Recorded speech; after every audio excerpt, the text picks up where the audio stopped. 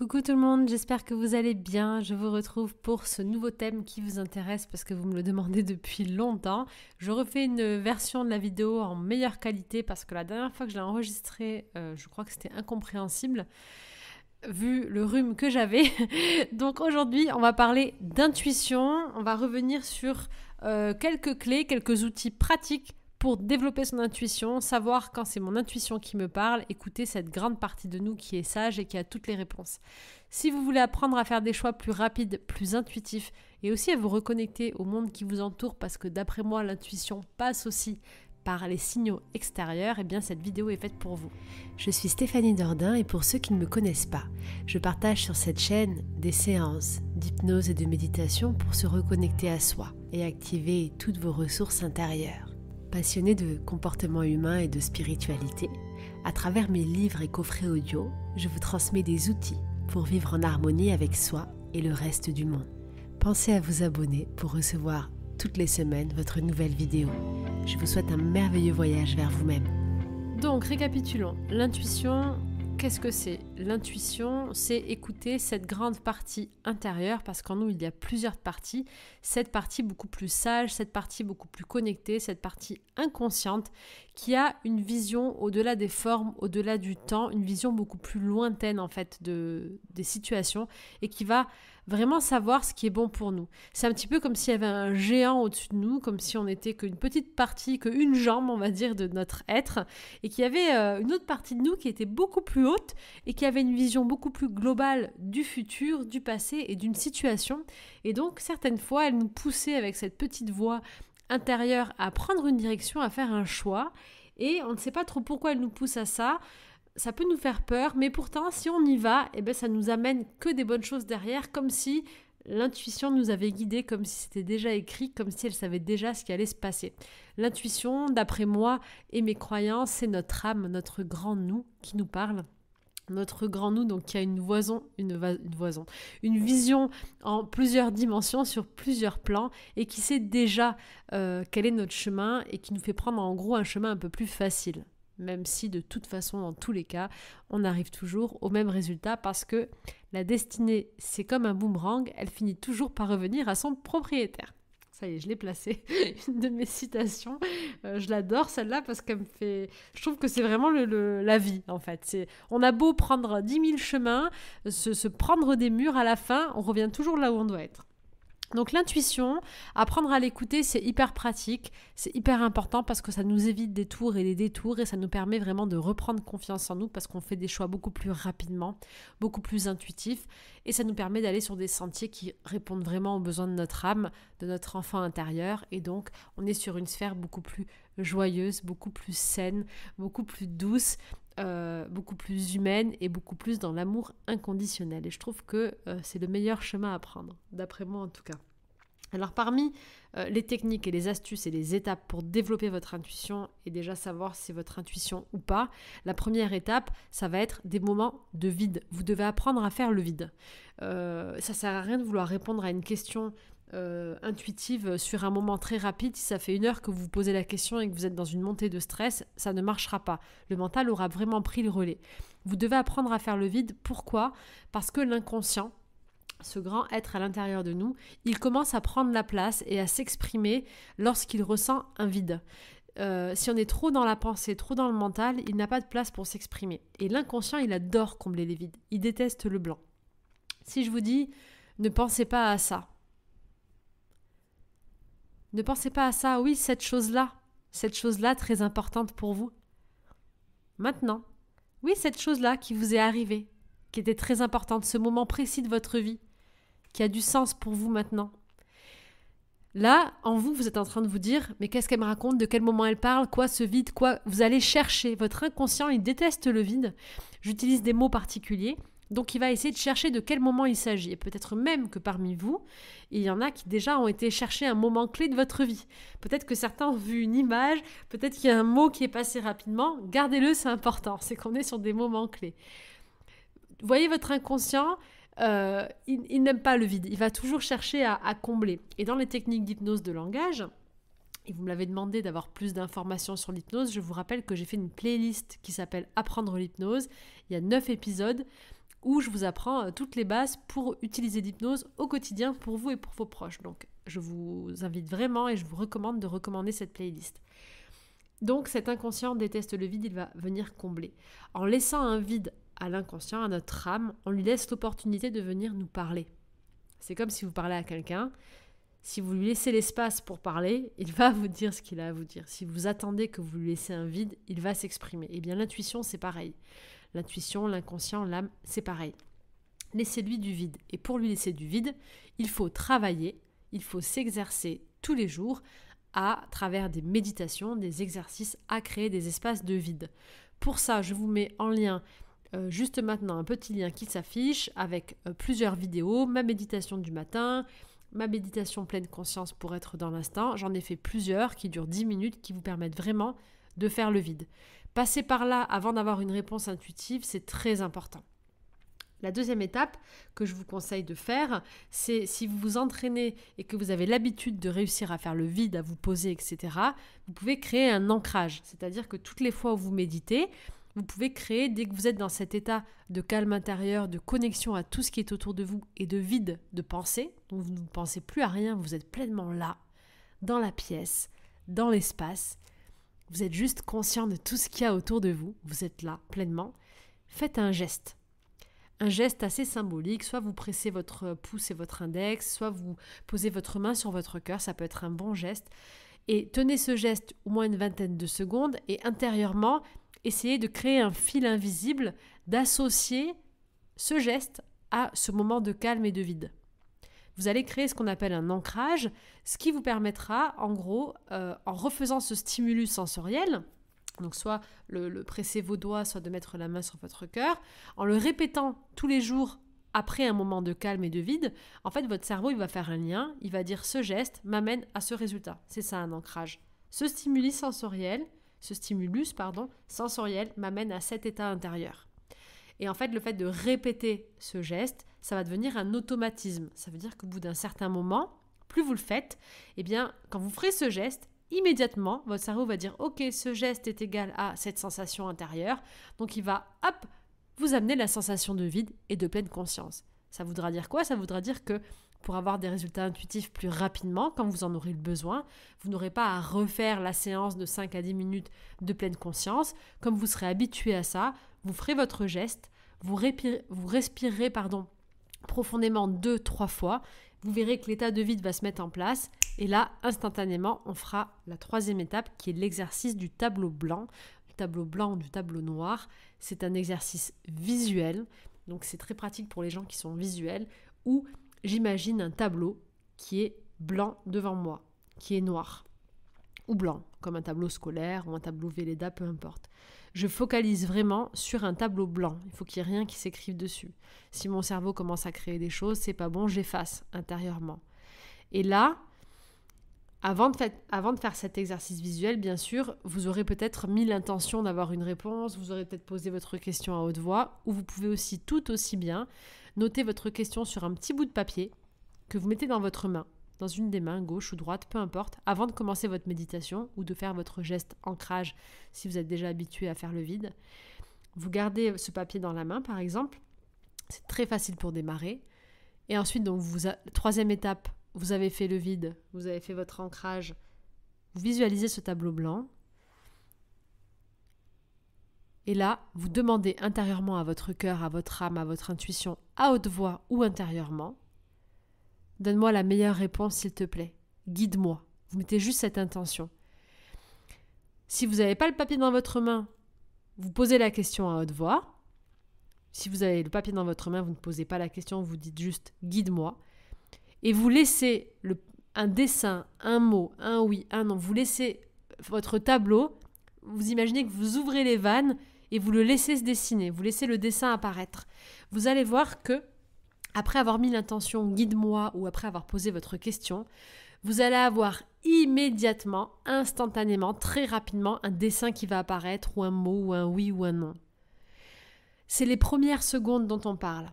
Gardez-le ce dessin, gardez-le ce oui, gardez-le ce non, gardez la réponse et notez-le sur un papier. Même si ce n'est pas très clair, vous allez réussir à l'interpréter après. Mais c'est vraiment ce qui apparaît dans le tout début. Si vous durez trop longtemps, Votre cerveau, s'il n'est pas d'accord, si par exemple la réponse était un oui mais que vous vouliez un non, vous allez voir un oui apparaître, mais après votre cerveau il va réeffacer, il va refaire un non. Donc si ça dure trop longtemps, on n'est plus sur l'intuition. Donc gardez vraiment, et ça c'est le troisième gros conseil, la première réponse. Il faut que ça soit rapide, instinctif, instantané, vraiment fluide. Le premier message qui vous arrive. Gardez-le. Soit c'est une réponse concrète et vous avez votre réponse, soit c'est un symbole, un dessin ou quelque chose qui n'a pas de sens. Et dans ce cas, vous le notez simplement sur votre papier. Vous vous réveillez tranquillement, vous revenez. Et là, vous vous dites à quoi ça me fait penser immédiatement. Ce dessin, qu'est-ce que ça veut dire pour moi en lien avec ma question? Instantanément, qu'est-ce qui me viendrait? Et là, vous allez voir, c'est pareil, vous avez des choses qui vont vous venir. Ah, ça me fait quand même penser que ce travail, du coup, il n'est pas bon pour moi. Ah, mais non, c'est pas possible. Là, c'est le mental, vous voyez, qui prend le relais. La première chose que j'ai pensé, c'est ah, peut-être, mince, c'est vrai que ce logo-là, ce dessin, ça me fait penser que ce travail n'est pas bon pour moi. Gardez la première intuition qui vous vient, la première interprétation que vous faites de ce dessin. C'est toujours l'instantané qui va faire que c'est l'intuition. Vous avez votre réponse. 5e étape ou 4e, je ne sais plus où j'en suis. 5e étape, on va dire. Ça dépend si vous avez fait l'ancrage ou pas. Je me fais confiance. J'écoute la réponse qui m'est venue et je la suis. En gros, c'est comme si vous aviez un partenaire intérieur qui vous donne des réponses. Si vous vous dites, ok, pendant une semaine, je l'écoute et je le suis. Ok, tu me dis que c'est pas le bon boulot, ok, je prends pas. Vous vous faites confiance à la première intuition et vous le suivez. Et votre partenaire intérieur, quand il va voir que vous l'écoutez, il va plus prendre de place et il va plus souvent venir vous guider. Si vous rejetez cette partie et que vous dites non, ça ne doit pas être ça, que vous passez à autre chose, vous rejetez cette intuition. Ce qui va se passer, en fait, c'est que vous allez petit à petit étouffer cette partie de vous. Et cette partie de vous, elle va se sentir étouffée, elle ne va plus s'exprimer. Donc la 6e et dernière étape pour l'intuition, donc la 5e, c'est je fais confiance, j'écoute. Mais la 6e, c'est je pratique un maximum, c'est-à-dire que je m'entraîne même sur des choses simples, des choses basiques du quotidien. Est-ce que je prends ce chemin-là? Est-ce que je prends un autre chemin? Est-ce que je m'arrête manger dans ce resto-là? Si j'ai un truc vif et rapide qui me passe par la tête, ah tiens, tu devrais faire un détour par là, je le fais. Je m'entraîne, je pratique, je teste. Je teste parce que c'est comme apprendre à collaborer avec une nouvelle personne. Plus je vais pratiquer, plus je vais tester, plus je vais comprendre ses comportements, plus je vais comprendre son fonctionnement et plus je vais trouver mon propre rythme à moi pour m'écouter. Parce qu'on est tous uniques, une fois de plus, je le répète jamais assez, et il n'y a pas de méthode certifiée, valide pour tout le monde en fait. On a tous nos moyens, nos méthodes à nous, nos petites choses qui nous disent que oui, c'est ça, c'est l'intuition. Mais en faisant déjà ça, en faisant le vide dans votre esprit, en ayant créé un ancrage pour revenir à cet état de vide rapidement, vous laissez la place à votre inconscient, à votre âme de parler. Donc vous verrez que ça viendra plus vite et plus rapidement, ça sera plus facile. En faisant cet exercice visuel du tableau blanc ou noir, vous verrez que c'est un outil vraiment pratique pour matérialiser l'état de pensée. En fait, ce qu'on fait avec ce tableau, c'est quoi? C'est qu'on vient donner à l'inconscient, qui lui est simplement émotionnel et simplement non palpable, on lui donne des outils concrets de matière grâce à nos 5 sens pour nous amener des réponses de manière concrète. On lui donne une sorte de langage des signes. Ça va vraiment aider pour les débuts, pour avoir vos propres réponses intérieures. Vous faire confiance, ça je pense que c'est universel, c'est hyper important, le fait de se faire confiance et de s'écouter instantanément et de ne pas tergiverser, de ne pas reposer la question 10 fois. Vous prenez la première, si vous avez vraiment fait l'état de vide, vous verrez que ça marche. Et ensuite, de répéter, de pratiquer, c'est ce qui fait que on devient excellent en fait dans ce qu'on fait. Le fait de pratiquer le vélo plusieurs fois, ça devient un automatisme. Eh bien l'intuition, c'est la même chose. Plus vous allez pratiquer dans les choses les plus simples et basiques du quotidien, plus l'intuition vous guidera. Vous verrez à chaque instant, ça sera le pilote automatique de votre vie, ça sera plus le mental, ça sera l'intuition. Moi, perso, je fonctionne que comme ça. Et quand c'est mon mental qui prend le relais, je le sais, je le vois. Et des fois, j'écoute mon mental, bien entendu, comme nous, chers humains, que nous sommes, parce que ça m'arrange bien. Mais je sais très bien que c'est mon mental et que ça m'arrange bien. Et je sais très bien quand je décide de mettre mon intuition de côté et que c'est juste que je ne suis pas prête, en fait, à entendre la vérité. Donc du moment où vous êtes conscient de ça, de toute façon, c'est génial parce que vous commencez à regarder de plus loin, en fait, comme un spectateur, toutes vos facettes et toutes vos parties.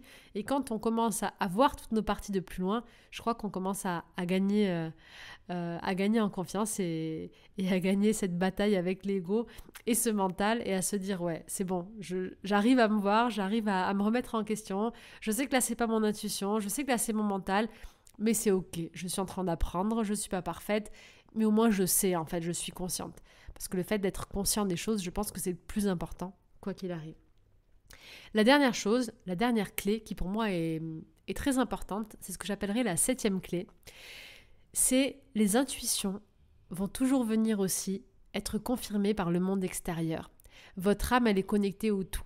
Pour moi, une intuition, elle est encore plus grande et plus forte quand elle vient se matérialiser et se valider par une synchronicité, par un signe extérieur, un petit message, des panneaux, des animaux. Moi, je fonctionne beaucoup avec les animaux, des messages de personnes autour de moi. Ça, je sais que c'est mon intuition. C'est bien votre intuition qui vous parle. C'est bien votre âme qui vous montre des messages à travers le monde extérieur. Donc, si vous voulez écouter votre intuition, apprenez à écouter et à lire les panneaux de signalisation de l'univers qui sont aussi tout autour de vous. Parce que votre intuition, elle vous guide à l'intérieur, mais elle vous guide aussi et surtout à l'extérieur. On est dans un monde de matière, fait d'énergie, où tout se matérialise. Si vous avez votre âme qui n'est pas d'accord avec quelque chose, croyez-moi qu'elle va vous mettre des blocages sur le chemin. Elle va vous mettre des blocages qui vont faire que ça vous empêchera d'avancer. Si vous êtes têtu et borné, allez-y, continuez. Mais si vous décidez d'écouter votre intuition, votre âme, donc ce grand vous qui est connecté à toute la vie, eh bien vous pouvez accepter dès maintenant qu'elle vous guide, elle vous ouvre les portes, elle vous montre des chemins bien plus rapides. Et franchement, c'est beaucoup plus fun, c'est beaucoup plus drôle et ça va beaucoup plus vite d'écouter son enfant intérieur. Parce que finalement, à la fin, notre âme, ce qu'elle veut, c'est être bien, c'est s'amuser, c'est vivre la vie à chaque instant. Et du moment que c'est trop sérieux, que c'est trop compliqué, que c'est trop matérialisant ou organisé ou trop concret ou trop structuré, dites-vous bien que c'est pas votre âme qui parle. Alors des fois, elle va vous dire oui, il faut que tu te mettes un coup de pied aux fesses, il faut là que tu te mettes un cadre. Ça peut très bien être votre âme. Mais si c'est trop construit, trop étudié, trop planifié, là on est dans le conscient. Hein. Le conscient, il est organisé, il est calculateur, il est très bon en mathématiques, il comprend, il analyse. L'inconscient, c'est comme vraiment un enfant, il est plutôt intuitif, il va chercher des mémoires beaucoup plus lointaines, il parle plus en émotion, en sensation. Pour vous donner des petits exemples. Je trouve que la playlist Apprendre l'hypnose, elle va vraiment vous aider sur ce thème parce que vous allez bien comprendre la différence entre le conscient et l'inconscient et je pense que c'est les bases en fait pour mieux comprendre c'est l'intuition, l'âme, etc. On est quand même sur des schémas du cerveau qui sont très concrets et très faciles à comprendre, enfin, des grandes parties, des grands systèmes en tout cas. Et c'est bien d'avoir ces connaissances parce que vous allez apprendre à vous connaître un peu mieux et le meilleur moyen de développer d'écouter nos différentes voix intérieures, c'est d'apprendre à se connaître. Parce qu'une fois de plus, les réponses, elles viennent de vous. Voilà, j'espère que cette vidéo sera plus claire, plus facile, plus audible, surtout pour vous tous, qu'elle vous aura plu. N'hésitez pas à partager vos petites astuces. Comment vous faites-vous pour savoir si c'est votre intuition? Qu'est-ce que vous pratiquez? Est-ce que vous avez des idées à partager? À nous raconter toutes les intuitions que vous avez eues ou vous les avez suivies ou pas, parce que ça c'est toujours aussi drôle et moi j'adore lire vos témoignages. Et bien sûr, à écouter les vidéos de méditation, de centrage, de pleine conscience. Si vous avez vraiment besoin d'apprendre à faire ce vide, ça va franchement vous aider. N'oubliez pas que plus on répète, plus ça devient automatique et c'est vraiment avec la régularité aussi qu'on vient ancrer des nouvelles façons de penser, des nouveaux schémas.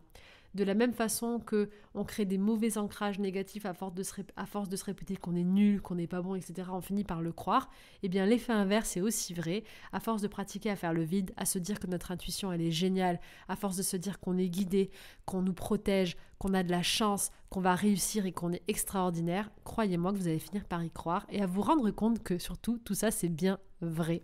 Je vous embrasse bien fort, je vous souhaite une très belle soirée, une douce journée. Pensez à vous abonner si ce n'est pas déjà fait pour recevoir les prochaines vidéos, à activer la petite cloche des notifications, à liker, à partager et je vous dis à très vite.